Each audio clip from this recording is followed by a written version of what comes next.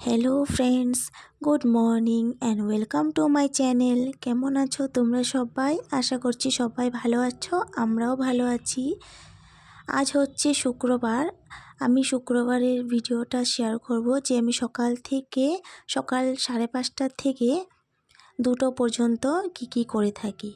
তো আমি তো প্রথমেই সকাল সকাল ঘুমের থেকে উঠে আমি বাইরে যাই না, কারণ সে সময় সকাল ফুটে না, অন্ধকার অন্ধকার থাকে। তখন আমি ঘরের কাজগুলো সেরে নিই, যেহেতু স্কুল থাকে যেন সকাল সকাল উঠতে হয়।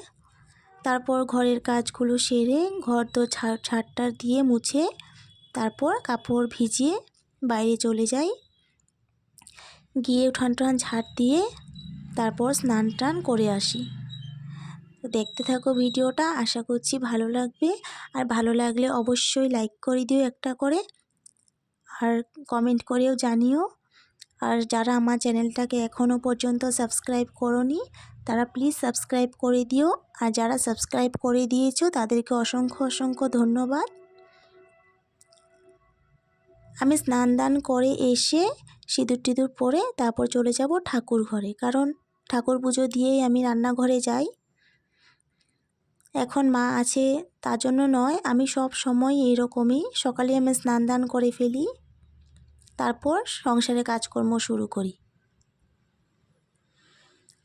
যেহেতু মেয়েরা স্কুল যাবে, খাবার দাবার করতে লাগবে, স্নান করে বাসি কাপড় আর ছাড়াছাড়ি করি না, একবার স্নান করে নিই, সেটা শীত হোক আর গরম হোক সব সময়। তো এবার আমি সূর্যকে জল দিয়ে এসেছি, তুলসীতে জল দান করে এসেছি। এবার আমার গোপাল সোনাকেও স্নান দান করিয়ে একবারে পুজো দিয়ে দিই, দিয়েই তো রান্নাঘরে চলে আসি। কখনো মা চা করে রাখে, কখনো আবার আমিই করি। আজ মাই চা করে রেখেছিল, তারপর আমি এসে ভাতটাও বসিয়ে দিলাম, ডাল সেদ্ধ আলু সেদ্ধ ভাত। গুড়িয়া গুনগুন তো ভাত খেয়ে স্কুলে যায় সব সময়, আর ওদের জন্য আজ লুচি করেছিলাম। ওরা কালকে এসে বলেছিল আজ টিফিনে লুচি নিয়ে যাবে। ওরা কি নিয়ে যাবে এগুলো না আগের দিন থেকে ওরা বলে রাখে, কারণ অন্যান্য বাচ্চারা কি নিয়ে যায় না নিয়ে যায় সব ওরা খেয়াল করে। তারপর আমি ওদের টিফিন করে রেডি করে তারপর ওদেরকে স্নানও করিয়ে দিয়েছি। ওরা স্নান করেই স্কুল যায় সব সময়। আমি যেমন সকাল সকাল স্নান করি ওরাও করে, কিন্তু বাড়িতে থাকলে একটু দেরি করে, কিন্তু স্কুলে যাওয়ার আগেও স্নান করে স্কুলে যায়।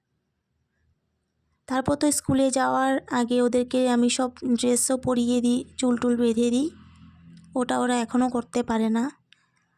আর তাড়াহুড়োর সময় আমি করে দিই, মনে হয় যে আমি তাড়াতাড়ি করে করতে পারবো, ওরা কখন করবে না করবে, এই জন্য আমি আর ছেড়ে দিই না ওদের উপর, আমি নিজেই করিয়ে দিই। তারপর ভাত টাত খাইয়ে দিয়ে তারপর আমি স্কুলে নিয়ে যাব, সবসময় আমি স্কুলে নিয়ে যাই। আবার আসার সময় ও ঠাম্মির সাথে আসে, আবার মা যখন বাড়িতে থাকে না তখন আমাকেই গিয়ে আনতে হয়, কিন্তু ওরা পাপার সাথে মন ভুলেও স্কুলে যায় না, আমার সাথেই যায়।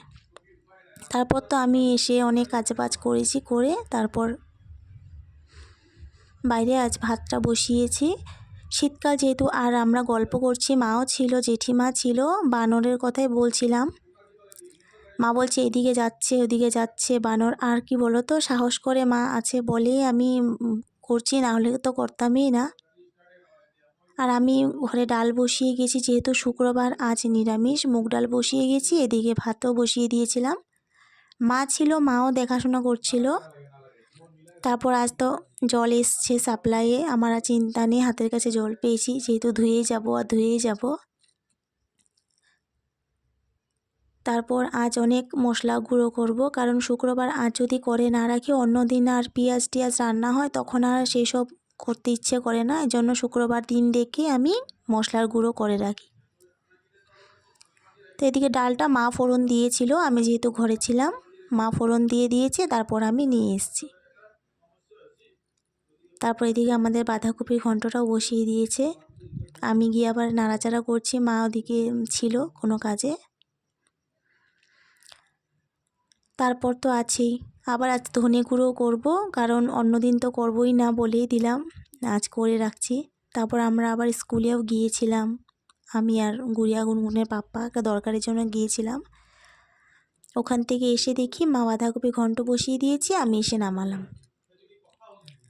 সকাল থেকে আমি কি করি, কিভাবে ব্যস্ত থাকি দেখতেই তো পেয়েছো। সকাল দিকটাতে আমার খুবই ব্যস্ততা। সকাল ঘুমের থেকে উঠেই 5:30 থেকে স্কুলে না যাওয়া পর্যন্ত আমার নিজের জন্য কোনো কিছু সময়ই থাকে না।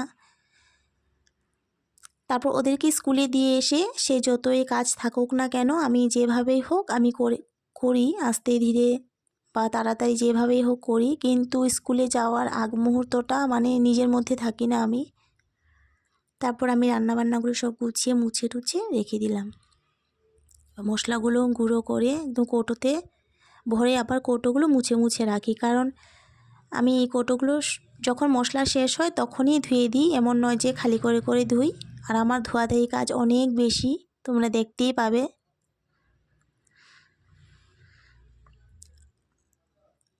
তারপর বোতলগুলো ধুয়ে নিয়েছি, ধুয়ে টুয়ে জল ভরিয়ে রাখলাম। তারপর অনেক আমার গলার চেনটা ছিঁড়ে গিয়েছিল, যেটা আমি সব সময় পরতাম। সেদিন সন্ধে দিয়ে এসে তারপরে দেখি ফট করে চেনটা খুলে পড়ে গেছে। আজ বরকে বলছে চেনটা নিয়ে যাও, ভাল লাগছে না। আর আমি যেটা পরে আছি সেটা একটা মণিপুরি গোল্ড। আর আমি ভাবছিলাম কি এসটা নেইনি কি না, পরে ভালো করে দেখছি না আছে। তারপর খাওয়া দাওয়া করে অনেকক্ষণ একটু রেস্ট করেছিলাম। আজ তাড়াতাড়ি খাওয়া দাওয়া হয়েছিল, গুড়িয়া গুনগুনকে পরিয়েও দিলাম। আর রাতে করব বাঁধাকপির পকোড়া। আজ তাহলে এখানেই